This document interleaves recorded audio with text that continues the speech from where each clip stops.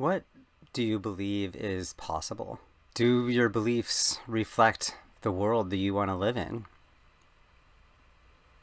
I ask these questions because I want to share a quote with you from Mohandas Gandhi, also known as the Mahatma Gandhi. Your beliefs become your thoughts. Your thoughts become your words. Your words become your actions. Your actions become your habits. Your habits become your values. And your values become your destiny.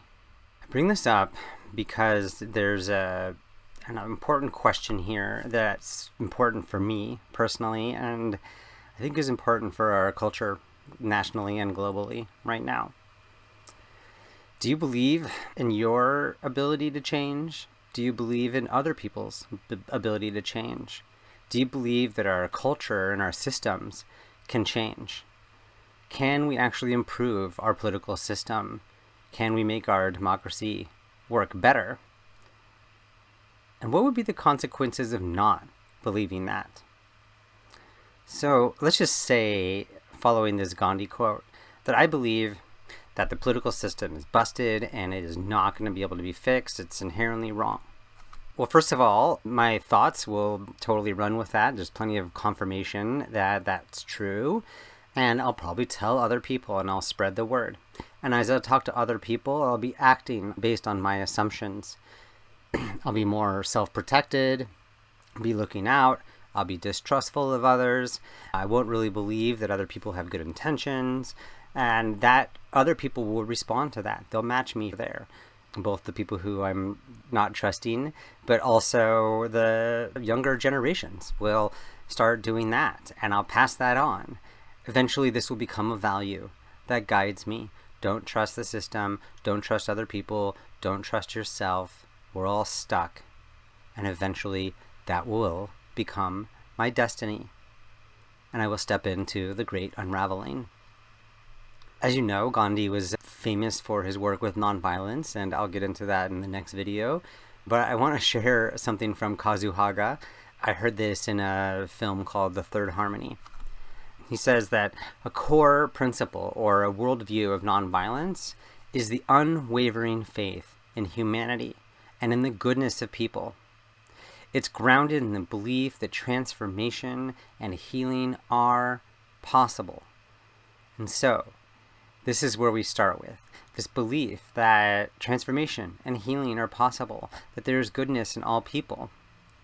Now, in case that's a little challenging for you, in case you're stuck in the belief that we're separated or that violence is sort of an inherent part of humanity, I'll point out two things. Well, first of all, through science, religion, philosophy, there's plenty of evidence that we are not separated. We are definitely all connected, interdependent.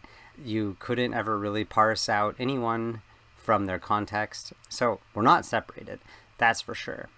But also, Kazu also points out a story that he heard from a soldier who pointed out that every human being is traumatized by violence.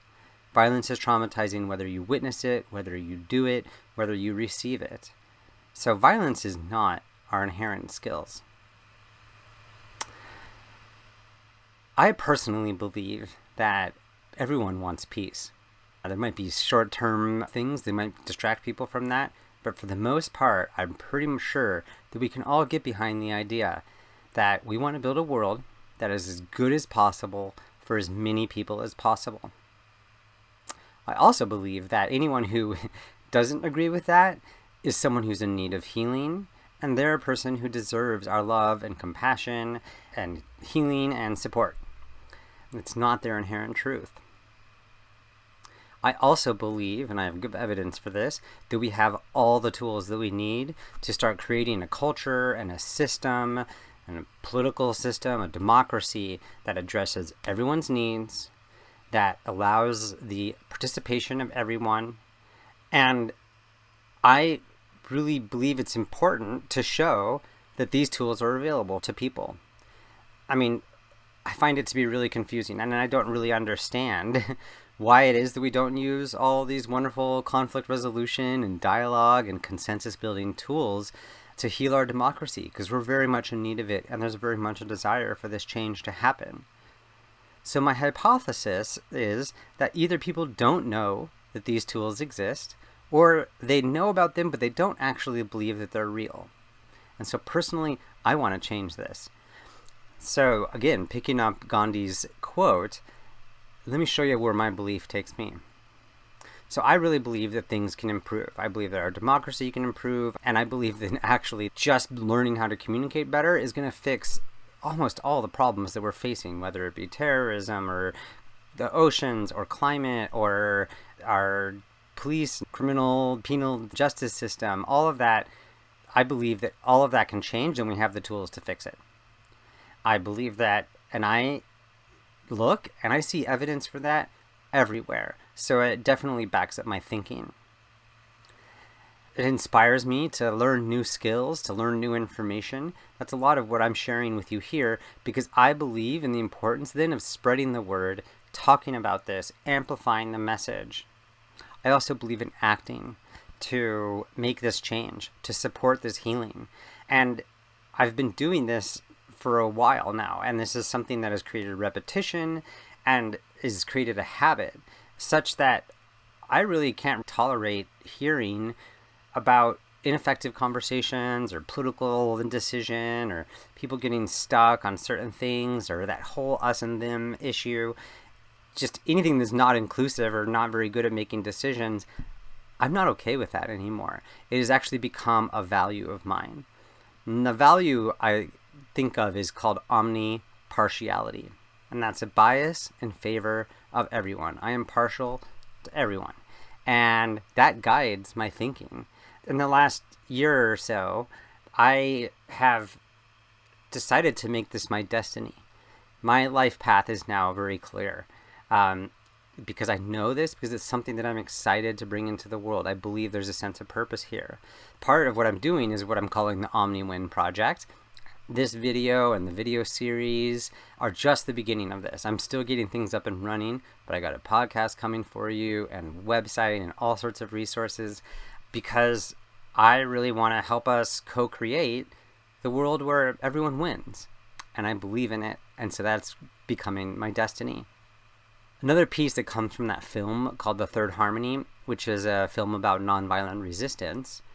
The director, Michael Nagler, says this: if you start from the assumption that everybody has a good core in their nature, that we are all deeply connected, and that there is no problem which cannot be resolved to benefit all of the parties, if you start with those assumptions, and even if you don't believe that, you can take them on as a hypothesis and as assumptions, and as you test them, you will find out that it works. So my question for you, and this is a real question,